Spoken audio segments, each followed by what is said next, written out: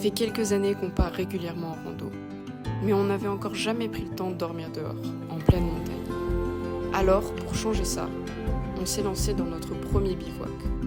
2 jours de marche dans les Vosges, autour du Grand Ballon. Juste nous, nos sacs, et 40 km à travers les crêtes.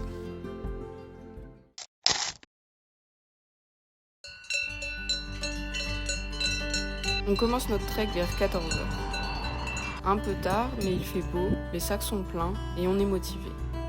Le sentier monte doucement, la lumière est belle, on avance bien sans se presser. Au bout de quelques kilomètres, on attaque la montée vers le Grand Ballon. Le radar au sommet apparaît à l'horizon, planté sur la crête. Peu à peu, on quitte la forêt, les troncs laissent place aux pierres, le chemin devient minéral et l'ambiance change.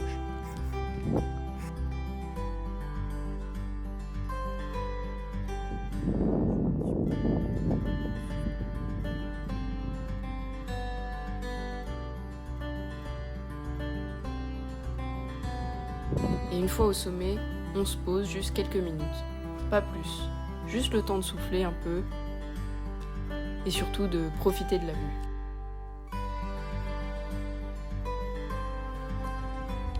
Bah voilà, on a fait la moitié, j'ai un truc dans ma chaussure. Mais regarde, on est mouillé. Mais on va pas pouvoir faire 2 jours comme ça. Mais pourquoi t'as mis ces chaussures là?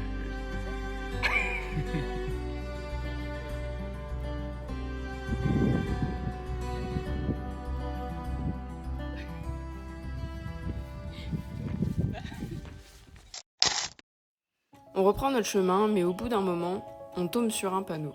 Sentier barré pour travaux forestiers. Impossible de passer. On doit faire demi-tour et contourner. 5 km de détour, ça paraît pas grand-chose, mais avec des sacs de 10 kg, ça change le programme. D'autant plus que l'emploi du temps était déjà un peu serré. Il est déjà tard, on devait arriver avant la tombée de la nuit au spot prévu pour le bivouac, mais là, c'est foutu. On marche vite, sans parler. On regarde l'heure, notre montre, le soleil qui descend. Le sac pèse, les jambes ralentissent, mais on essaie de gagner du temps.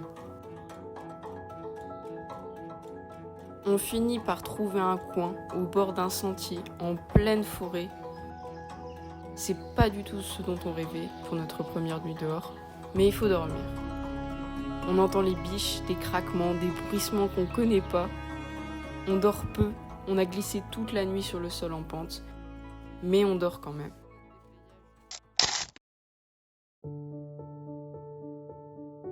Le matin est frais, le corps un peu cassé par la nuit en pente et les kilomètres de la veille, et on émerge doucement de la tente, encore engourdi. On commence la journée avec un petit déjeuner simple, juste de quoi remettre la machine en route avant de repartir sur les sentiers. On décide finalement de ne pas monter au petit ballon, mais on garde l'objectif de 40 km en changeant de plan. On longera les crêtes.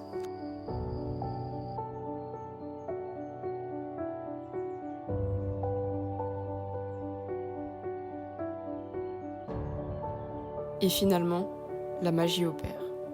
La vue est immense, l'air est clair et tout est calme. Et c'est pour ça qu'on est venu.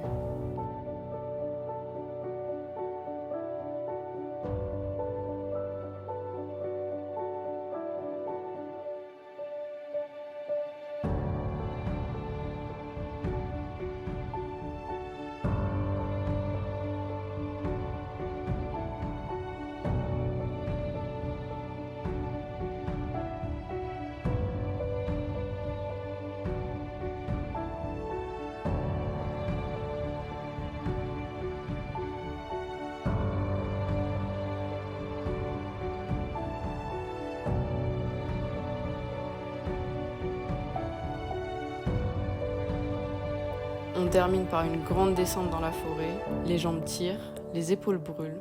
On finit par retrouver la voiture, fatigué, sale, affamé, mais content, parce qu'on l'a fait. Rien d'extraordinaire, juste un moment vrai, et ça donne envie de recommencer.